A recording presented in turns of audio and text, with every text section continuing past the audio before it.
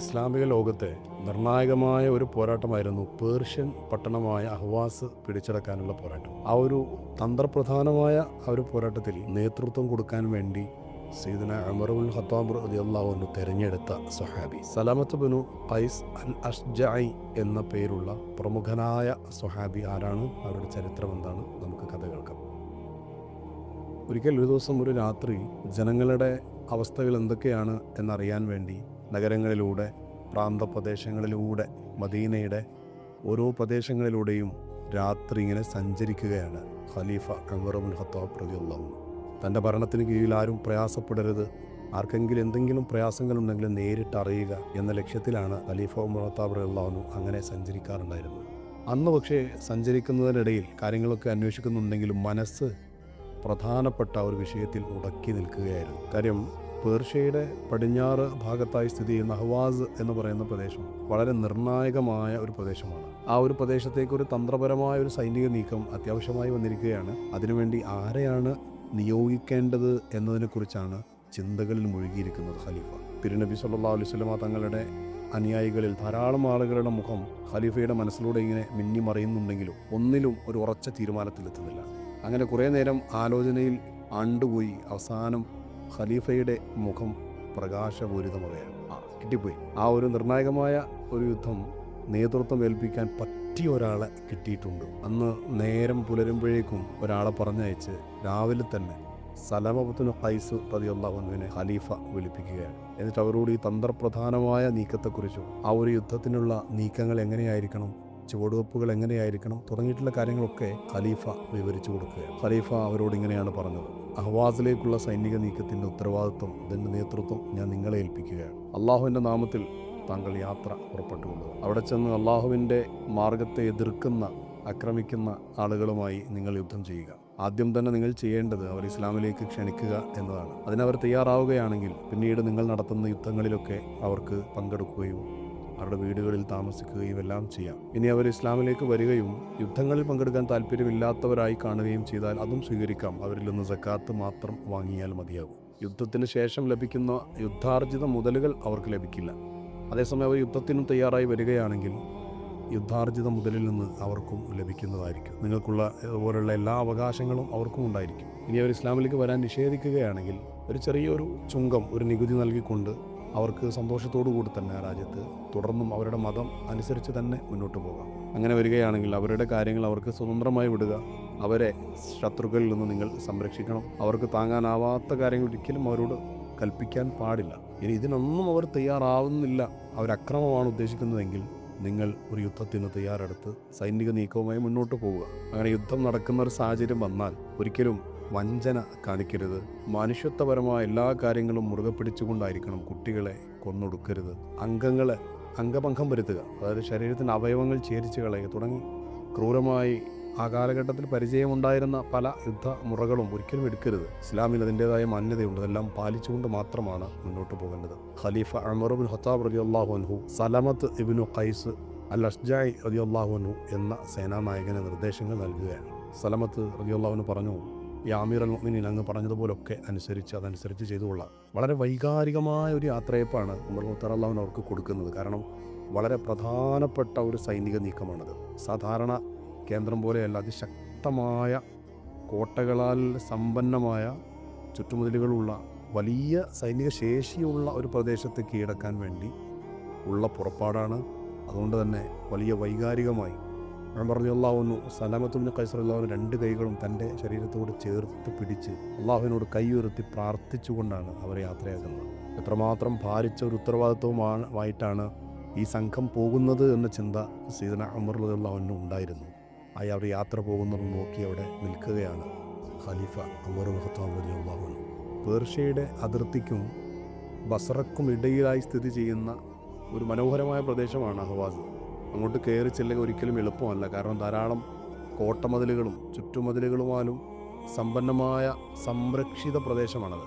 ആ കാലഘട്ടത്തിൽ പേർഷ്യക്കാർ നടത്തിയിരുന്ന നിരന്തരമായ ആക്രമണങ്ങളെ ചെറുക്കാൻ ഈ ഒരു പ്രദേശം കയ്യിൽ വരിക എന്നത് മുസ്ലിമീങ്ങളെ സംബന്ധിച്ചിടത്തോളം അതിനിർണായകമായ ഒരു കാര്യമായിരുന്നു. കാരണം പേർഷ്യക്കാർ ഇതുവഴിയാണ് ആക്രമണത്തിന് വേണ്ടി തയ്യാറായി മുന്നോട്ട് വരുന്നത്.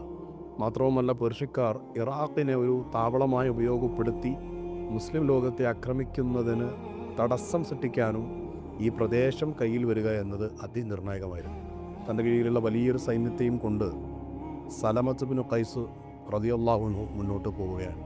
ദീർഘമായ യാത്ര ചെയ്ത് അവിടെ എത്തി. പക്ഷേ പ്രകൃതിയുടെ വ്യത്യസ്തമായ ഭാവങ്ങൾ ആ ഒരു സൈന്യത്തെ വല്ലാതെ പ്രയാസപ്പെടുത്തുന്നുണ്ട്. അങ്ങോട്ട് എത്തിപ്പെടുക, യാത്ര വളരെ വളരെ ദുർഘടമായ പാതകളിലൂടെയുള്ള യാത്രയായിരുന്നു. കൂർത്ത പർവ്വതങ്ങളും ചതുപ്പ് നിലങ്ങളും എല്ലാം താണ്ടി അവിടെ എത്തുക എന്നത് തന്നെ ഒരു വലിയ പ്രയാസകരമായ ദൗത്യമായിരുന്നു. വളരെ സൂക്ഷ്മമായി ആ സംഘം മുന്നോട്ട് പോയി.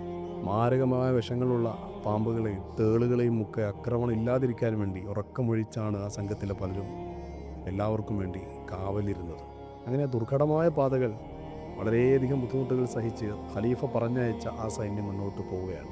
എന്നാൽ സേനാനായകനായ സലമത്ത് ബിൻ ഖൈസ് റളിയല്ലാഹു അൻഹു പൂർണ്ണമായും ആത്മവിശ്വാസത്തോടെയും 1% പോലും എനർജി ചോർന്നു പോവാത്ത രീതിയിലും കാണപ്പെടുകയും സൈന്യത്തിലുള്ള ഓരോ അംഗങ്ങൾക്കും ശക്തമായ മോട്ടിവേഷൻ നൽകി മുന്നോട്ട് പോകാനുള്ള ഊർജം നൽകിക്കൊണ്ട് ആവശ്യമായ സമയത്ത് ഉത്ബോധനങ്ങൾ നടത്തി, ഉപദേശങ്ങൾ നടത്തി, അവരെ ആവേശഭരിതരാക്കാനുള്ള സംസാരങ്ങളൊക്കെ അവർക്ക് കൊടുത്ത് അങ്ങനെ ആ സംഘത്തെ നയിച്ചു കൊണ്ടിരിക്കുകയാണ്. ശുദ്ധമായ ഖുർആനിൻ്റെ ആ പ്രഭ വിതറുന്ന വചനങ്ങൾ ഓതിക്കൊണ്ട് അവരെ ആവേശഭരിതരാക്കിക്കൊണ്ടാണ് ആ സംഘത്തെ മഹാവറുകൾ നയിച്ചു കൊണ്ടിരിക്കുന്നത്. ഖലീഫ ഉമർ ബിൻ ഖത്താബ് റളിയല്ലാഹു അൻഹു പറഞ്ഞ എല്ലാ കാര്യങ്ങളും അക്ഷരം പ്രതി പാലിച്ചുകൊണ്ടാണ് അവരെ എല്ലാ കാര്യങ്ങളും ആ സൈന്യത്തെ നയിച്ചുകൊണ്ട് സലമത്ത് റളിയല്ലാഹു അൻഹു ചെയ്യുന്നത്. അവിടെ എത്തിയപ്പോൾ, ആ നാട്ടിലെത്തിയപ്പോൾ, ഹവാസിലെത്തിയപ്പോൾ അവിടെയുള്ള ആളുകൾ ആദ്യം ചെയ്യുന്നത് നേരെ അവർ ഇസ്ലാമിലേക്ക് ക്ഷണിക്കുകയാണ്. അതിനവർ തയ്യാറായില്ല. പിന്നീട് ജിസിയ നൽകി അവിടെ ജീവിക്കാനുള്ള എല്ലാ സ്വാതന്ത്ര്യം വകവെച്ച് കൊടുക്കാമെന്ന് പറഞ്ഞ് അതിനും അവർ തയ്യാറായില്ല. അവർ പൂർണ്ണമായും ഒരു ആക്രമണത്തിന് തയ്യാറെടുത്ത് കാത്തിരിക്കുന്ന അവസ്ഥയിലായിരുന്നു. അവസാനം ഒരു യുദ്ധം നടക്കുന്നു. ആ യുദ്ധത്തിൽ അതിഗംഭീരമായ പ്രകടനങ്ങൾ കാഴ്ചവെച്ച് മുസ്ലിം സൈന്യം വിജയിക്കുകയാണ്. അതികഠിനമായൊരു പോരാട്ടം തന്നെയാണ് അവിടെ നടന്നത്. ഇരുപക്ഷത്തും ആളുകൾ മരണപ്പെടുന്നുണ്ട്. എന്നാലും അന്തിമ വിജയം അള്ളാഹുവിൻ്റെ പ്രീതി മാത്രം കാക്ഷിച്ചുകൊണ്ട് നടന്ന ആ ഒരു യുദ്ധത്തിൽ സ്വഹാബാക്കൾക്കായിരുന്നു അന്തിമ വിജയമുണ്ടായിരുന്നത്. യുദ്ധത്തിന് ശേഷം യുദ്ധത്തിൽ നിന്ന് കിട്ടിയ യുദ്ധാർജിത മുതലുകൾ, ഗനീമത്ത്, ആ ഗനീമത്ത് സ്വത്തുകൾ ഓഹരി വെക്കുന്ന ആ ഒരു തിരക്കിലായിരുന്നു സലമത്ത് ബിൻ ഖൈസ് റളിയല്ലാഹു അൻഹു. അപ്പോൾ ആ കൂട്ടത്തിൽ ഓരോരുത്തർക്കും അത് പങ്കെടുത്ത എല്ലാവർക്കും കൃത്യമായി നീതിയിൽ അധിഷ്ഠിതമായി ഓഹരി വെച്ച് കൊടുക്കുകയാണ്. അതിനിടയിലാണ് ഒരു രത്നാഭരണം അവർക്ക് കിട്ടുന്നത്. ആ രത്നത്തിൻ്റെ ആഭരണം കിട്ടിയപ്പോൾ സലമത്ത് ബിൻ ഖൈസ് റളിയല്ലാഹു അൻഹു എല്ലാവരോടും പറഞ്ഞു, നിങ്ങൾക്ക് സമ്മതമാണെങ്കിൽ ഞാനിത് നമ്മുടെ ഖലീഫ അമീറുൽ മുഅ്മിനീൻ ഉമർ ബിൻ ഖത്താബ് റളിയല്ലാഹു അൻഹു അയച്ചു കൊടുക്കട്ടെ. കാരണം ഇത് നമുക്കിടയിൽ വീതിച്ചാൽ ആർക്കും ഒന്നും കാര്യമായി കിട്ടാനുണ്ടാവില്ല. ഖലീഫക്കാണെങ്കിൽ നമുക്കൊരു സമ്മാനമായി കൊടുക്കുകയും ചെയ്യാം. എല്ലാവരും ഒറ്റ മനസ്സോടെ പറഞ്ഞു, തീർച്ചയായിട്ടും ഞങ്ങൾക്ക് സന്തോഷമേ ഉള്ളൂ, ഖലീഫക്ക് കൊടുത്തയക്കാം. ഉടനെ സലമത്ത് ബിൻ ഖൈസ് റളിയല്ലാഹു അൻഹു ഒരു ചെപ്പിൻ്റെ ഉള്ളിൽ ആ രത്നം അത് പൊതിഞ്ഞ് മനോഹരമായി ഭദ്രമാക്കി ബനു അസ്ജയിൽ ആ ഒരു ഗോത്രത്തിൽപ്പെട്ട ഒരാളെ ഏൽപ്പിച്ചു. പറഞ്ഞു, നിങ്ങൾ മദീനത്ത് ചെല്ലണം, മദീനത്ത് ചെന്ന് യുദ്ധത്തിൽ വിജയിച്ച കാര്യങ്ങളൊക്കെ അവരെ അറിയിക്കുക, കൂട്ടത്തിൽ ഇതൊരു സമ്മാനമായി അവർക്ക് നൽകുകയും ചെയ്യുക. സലമത്ത് റളിയല്ലാഹു അൻഹുവിൻ്റെ നിർദ്ദേശപ്രകാരം ബനു അസ്ജയിൽപ്പെട്ട ആ യുവാവ്, ആ സ്വഹാബി നേരെ മദീനയിലേക്ക് യാത്ര ചെയ്യുകയാണ്. അതൊരു വല്ലാത്തൊരു അനുഭവമായിരുന്നു അവർക്ക്. അത് അവർ വിവരിക്കുന്നത് ഇപ്രകാരമാണ്: ഞങ്ങളുടെ സേനാനായകനായ സലമത്ത് ബിൻ ഖൈസ് റളിയല്ലാഹു അൻഹു നിർദ്ദേശപ്രകാരം ഞങ്ങൾ ആദ്യം പോയത് ബസറയിലേക്കാണ്. അവിടെ നിന്ന് യാത്രയ്ക്കുള്ള 2 ഒട്ടകങ്ങളെ ഞങ്ങൾ വാങ്ങി, ഞങ്ങളുടെ യാത്രാ സാമഗ്രികളും ഭക്ഷണവും എല്ലാം അതിൻ്റെ പുറത്ത് തയ്യാറാക്കി ഞങ്ങൾ യാത്ര പോയി. ദീർഘമായ യാത്ര ചെയ്ത് അങ്ങനെ ഞങ്ങൾ മദീനയിലെത്തിയ ഞങ്ങൾ അമീറുൽ മുഅ്മിനീൻ എവിടെയാണ് എന്ന് അന്വേഷിച്ചു. ഖലീഫ അപ്പോൾ ജനങ്ങൾക്ക് എല്ലാവർക്കും ഒരു സദ്യ കൊടുക്കുന്ന തിരക്കിലായിരുന്നു. ഒരു ഒന്നുവടിയിൽ ഇങ്ങനെ ചാരി എന്ന രീതിയിൽ ഖലീഫ അവിടെ ഉണ്ട്. ഓരോരുത്തർക്കും ഭക്ഷണം എത്തുന്നു, എല്ലാവർക്കും എല്ലാം കിട്ടുന്നു എന്ന് ഓടി നടന്ന് ഉറപ്പുവരുത്തുകയാണ് ഖലീഫയുടെ ഭൃത്യനായ ഇർഫാക്ക് ഓരോ കാര്യങ്ങളിലും നിർദ്ദേശങ്ങൾ കൊടുക്കുകയാണ്. ഇവിടെ അല്പം മാംസം കൊടുക്കുക, ഇവിടെ ഇപ്പുറത്ത് അല്പം അപ്പം കൊടുക്കുക, ഇപ്പുറത്ത് അല്പം കറി കൊടുക്കുക. ഇങ്ങനെ ഓരോ കാര്യങ്ങളും നോക്കി അറിഞ്ഞ് കണ്ടറിഞ്ഞ് നിർദ്ദേശങ്ങൾ കൊടുത്തുകൊണ്ടിരിക്കുകയാണ് ഖലീഫ ഉമർ ബിൻ ഖത്താബ് റളിയല്ലാഹു അൻഹു. അല്പനേരം കാത്തിരുന്നപ്പോൾ എനിക്കും ആവശ്യമുള്ള ഭക്ഷണം കിട്ടി. അങ്ങനെ ഞാനും ഭക്ഷണം ആ കൂട്ടത്തിൽ കഴിച്ചു. ഈ യുവാവ് ബനു അസ്ജയിൽപ്പെട്ട ആ സ്വഹാബി വിവരിക്കുകയാണ്. അങ്ങനെ എല്ലാം കഴിഞ്ഞതിന് ശേഷം പാത്രങ്ങൾക്ക് എടുത്തു വെക്കാൻ ഇർഫാക്ക് ഉമർ ബിൻ ഖത്താബ് റളിയല്ലാഹു അൻഹു നിർദ്ദേശം കൊടുത്ത് അങ്ങനെ അവർ തിരിച്ച് അതെല്ലാം കഴിഞ്ഞ് വീട്ടിലേക്ക് പോവുകയാണ്. ഞാനും ഖലീഫയെ പിന്തുടർന്ന് വീട്ടിലേക്ക് ചെന്ന് ഖലീഫ വീട്ടിൻ്റെ ഉള്ളിലേക്ക് കയറി സമ്മതം ചോദിച്ച് സമ്മതം കിട്ടി ഞാനും വീട്ടിലേക്ക് കയറി. രോമം കൊണ്ടുള്ള ഒരു വിരിപ്പിൽ വൃക്ഷങ്ങളുടെയൊക്കെ നാര് നിറച്ച 2 തലയിണകളിൽ ഊന്നി ഇരിക്കുകയാണ് ഖലീഫ. ഞാൻ ചെന്നപ്പോൾ ഒരു തലയണ എനിക്ക് ഊന്നി ഇരിക്കാൻ വേണ്ടി എനിക്ക് തന്നു. അതിന് നേരെ പിറകിൽ ഒരു മറയാണ്, തുണി കൊണ്ടുള്ളൊരു മറയാണ് വീടിൻ്റെ അകത്തേക്കുള്ള. ആ ഭാഗത്തേക്ക് തിരിഞ്ഞുകൊണ്ട് ഖലീഫ പറയുന്നുണ്ട് ആ സമയത്ത്, ഉമ്മു കുൽസൂം ഞങ്ങൾക്കുള്ള ഭക്ഷണം കൊണ്ടുവരും. അപ്പോൾ ഈ സ്വഹാബി പറയുന്നുണ്ട്, അമീറുൽ മുഅ്മിനീന് പ്രത്യേകമായി മുന്തിയ തരം ഭക്ഷണമൊക്കെ ഉണ്ടായിരിക്കും, എന്നാൽ വന്നത് എണ്ണ പുരട്ടിയ അല്പമൊക്കെ ഉപ്പുരസമുള്ള മിനുസപ്പെടുത്തി നേർത്തതാക്കിയ അപ്പം, അതാണ് സാധാരണമായ ഒരു ഭക്ഷണം തന്നെയാണ് അവിടെ വരുന്നത്. ഭക്ഷണം വന്നപ്പോൾ എൻ്റെ നേരെ തിരിഞ്ഞുകൊണ്ട് പറഞ്ഞു, ഖലീഫ കഴിച്ചോളൂ. ഖലീഫ പറഞ്ഞത് കേട്ട് ഞാൻ അല്പം ഭക്ഷണം കഴിച്ചു. ഖലീഫയും എൻ്റെ കൂടെ ഭക്ഷണം കഴിച്ചു. ആ യുവാവ് പറയുന്നത്, ഇത്ര മനോഹരമായ ആതിഥ്യം തരുന്ന ഒരാളെ ഞാൻ വേറെ കണ്ടിട്ടില്ല എന്നാണ്. തുടർന്ന് വീടിൻ്റെ അകത്തേക്ക് നോക്കിക്കൊണ്ട് പറയും, ഞങ്ങൾക്ക് കുടിക്കാൻ എന്തെങ്കിലും വേണം. അപ്പോൾ അകത്തുനിന്ന് ബാർലിയുടെ കഞ്ഞി വരുന്നു. ആ ബാർലിയുടെ കഞ്ഞി ആദ്യമായിട്ട് എനിക്കാണ് ഖലീഫ തന്നത്. അങ്ങനെ ഞാൻ അതിൽ നിന്ന് അല്പം കുടിച്ചു. പിന്നീട് ദാഹം മാറുന്നത് വരെ ഖലീഫ ഓടി നടന്ന് പ്രവർത്തനങ്ങളിലായിരുന്നു. ഖലീഫയും കുടിക്കുന്നു. എന്നിട്ട് ഈ ചെറുപ്പക്കാരനായ സ്വഹാബി പറയുന്നുണ്ട്, ഞാൻ സാധാരണ കുടിക്കുന്ന കഞ്ഞി ഇതിനേക്കാളും രുചികരമായിരുന്നു. ഖലീഫയായ ഇസ്ലാമിക് റിപ്പബ്ലിക്കിൻ്റെ 2ാമത്തെ പ്രസിഡന്റ് ഖലീഫ അമീറുൽ മുഅ്മിനീൻ്റെ വീട്ടിലുള്ള അവസ്ഥയാണിത്. ആഡംബരങ്ങളോ ഭൗതികമായ വലിയ ഭക്ഷണ വിഭവങ്ങളോ ഒന്നും അവിടെയില്ല. എല്ലാം സിമ്പിൾ, എല്ലാം ലാളിത്യം. എത്രയോ വലിയ ഭൂപ്രദേശങ്ങളുടെ അജയ്യനായ നേതാവാണ് ഖലീഫ ഉമർ ഇബ്നുൽ ഖത്താബ് റളിയല്ലാഹു അൻഹു. ആ കഞ്ഞി കുടിച്ചു കഴിഞ്ഞതിന് ശേഷം ഖലീഫ ഉമർ ഖത്താബ് റളിയല്ലാഹു അൻഹു പറയുന്നുണ്ട്, ഞങ്ങൾക്കിതെല്ലാം തന്ന പടച്ചവനെ നിനക്കൊരുപാട് സ്തുതി, അള്ളാഹുവിന് സ്തുതികൾ അർപ്പിക്കുകയാണ്. ഇതെല്ലാം കഴിഞ്ഞതിന് ശേഷം ഞാൻ പറഞ്ഞു, യാ അമീറുൽ മുഅ്മിനീൻ, നിങ്ങൾക്കുള്ള ഒരു സന്ദേശവുമായി സലമത്ത് ഇബ്നു ഖൈസ് പറഞ്ഞയച്ചതാണ് എന്നെ. അപ്പോൾ ചോദിച്ചു, എന്താണ് സന്ദേശം? ഞങ്ങൾ അൽഹംദുലില്ലാ അഹ്വാസ് ആ യുദ്ധത്തിൽ ഞങ്ങൾ വിജയിച്ചിട്ടുണ്ട് എന്ന വലിയ സന്തോഷം താങ്കളെ അറിയിക്കുവാനും അതോടൊപ്പം ഒരു സമ്മാനം അവർ തന്നയച്ചിട്ടുണ്ട്, അത് താങ്കൾക്ക് നൽകാനുമാണ് ഞങ്ങൾ വന്നത്. ആ സമയത്ത് ഖലീഫ പറയുന്നുണ്ട്, സലമത്ത് ഇബ്നു ഖൈസിനും അവരുടെ ദൂതനും സ്വാഗതം. യുദ്ധത്തിൻ്റെ എല്ലാ കാര്യങ്ങളും വിശദീകരിച്ച് എനിക്ക് പറഞ്ഞു തന്നാലും, വിജയിച്ചതിൻ്റെ ഓരോ ഘട്ടങ്ങളും ഓരോ കാര്യങ്ങളും വിശദീകരിച്ച് തന്നെ ഈ സ്വഹാബി പറഞ്ഞു കൊടുക്കുന്നു. സന്തോഷത്തോടെ സയ്യിദുനാ ഉമർ ഇബ്നുൽ ഖത്താബ് റളിയല്ലാഹു അൻഹു അത് കേട്ടിരിക്കുകയാണ്. ഇതെല്ലാം കേട്ട് സന്തോഷത്തോടുകൂടെ കണ്ണിറഞ്ഞുകൊണ്ട് അള്ളാഹുവിനെ സ്തുതിക്കുകയാണ് ഖലീഫ. കൂട്ടത്തിൽ ചോദിച്ചു, താങ്കൾ ബസറ വഴിയാണോ വന്നത്? അതെ, ഞങ്ങൾ ബസറയിലൂടെയാണ് വന്നത്.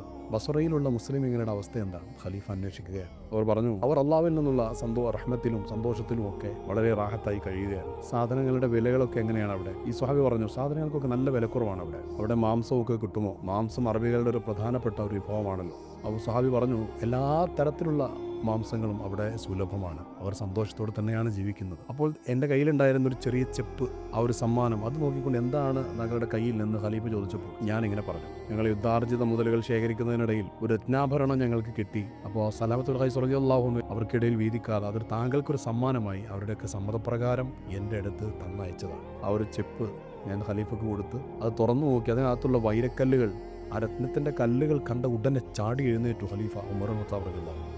ആ സമ്മാനം നിലത്തേക്ക് എറിഞ്ഞു. വൈരക്കല്ലുകൾ അവരെ ചിതറിത്തെറിച്ച് കഷ്ണങ്ങളായി മാറി. ഈ ശബ്ദം കേട്ടപ്പോൾ വീടിനകത്തുള്ള സ്ത്രീകൾ ഞാൻ ഖലീഫ എന്തെങ്കിലും ചെയ്യാൻ ഉദ്ദേശിച്ചു കൊണ്ട് വന്നതാണോ എന്ന് വിചാരിച്ചിട്ട് അവിടെ സൂക്ഷ്മമായി വന്ന് നോക്കുന്നുണ്ട്. എന്നോട് ഖലീഫ പറഞ്ഞു, വേഗം ആ നിലത്ത് കഷ്ണമായി മാറി അതെല്ലാം പൊറുക്കിയെടുക്കണം. മാത്രമല്ല ദേഷ്യം കൊണ്ട് എന്നെ അടിക്കാൻ വേണ്ടി ഭൃത്യനോട് പറയുകയും ചെയ്യുന്നുണ്ട് ഖലീഫ ഉമർ ഇബ്നുൽ ഖത്താബ് റളിയല്ലാഹു അൻഹു. ഒരു വലിയ സമ്മാനമായിട്ട് യുദ്ധത്തിൽ കിട്ടിയ യുദ്ധാർജിതം മുതൽ അവിടെ വീതം വെക്കാതെ എനിക്ക് കൊടുത്തയച്ച്, പേഴ്സണലായിട്ട് ആ കൊടുത്തയച്ചത് ഇഷ്ടപ്പെടാത്ത ആ ഒരു പ്രകൃതം കാണിക്കുകയാണ് ഖലീഫ. ഞാനതിങ്ങനെ പൊറുക്കിയെടുക്കുകയാണ്. ആ സമയത്ത് എൻഫ എന്നെ അടിക്കുന്നുണ്ട്. ഖലീഫ പറയുന്നുണ്ട്, നീ നിൻ്റെ യജമാനം ശരിയല്ല, അതായത് യുദ്ധത്തിൻ്റെ ഈ സമയത്ത് ചെയ്തത് ശരിയായില്ല, ഒട്ടും ഇഷ്ടം തോന്നിയില്ല. എൻഫയോട് പറഞ്ഞു, 2 പേർക്കും ഓരോ ഒട്ടകം നൽകുക, എന്നിട്ട് നിങ്ങൾ അവിടെ ചെന്ന് ഈ കഷ്ണമായ ഈ രത്നത്തിൻ്റെ ഈ സമ്മാനം അവർക്കിടയിൽ തന്നെ വീതിക്കുക, അത് അവർക്ക് അവകാശപ്പെട്ടതാണ്. ഞാൻ അങ്ങനെ ചെയ്തു കൊള്ളാം എന്ന് പറഞ്ഞ് അങ്ങനെ ഞാൻ യാത്രയായി.